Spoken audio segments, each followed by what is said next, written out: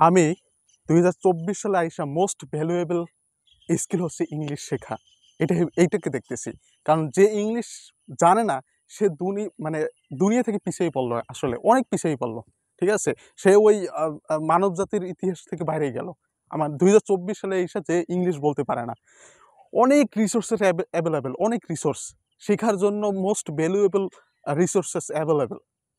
ঠিক আছে, তো এইটার জানার জন্য তো আগে ইংলিশ শেখা লাগবে। ইংলিশ না শিখলে তো কোনো কিছু হবে না। তো 2024 সালে আইসা যদি যদি একটা মানুষ ইংরেজিতে না কথা বলতে পারে ফ্লুয়েন্টলি, তাহলে আসলে সে অনেক পিছিয়ে পড়লো।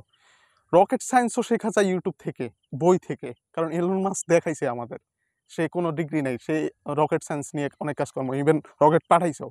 সো ইংরেজিতে শেখা, ইংরেজিতে যে কোনো কেউ শিখতে যাবেন ইংরেজিতে, সেই ইংরেজি শেখা এখন অনেক গুরুত্বপূর্ণ 2024 সালে আইসা।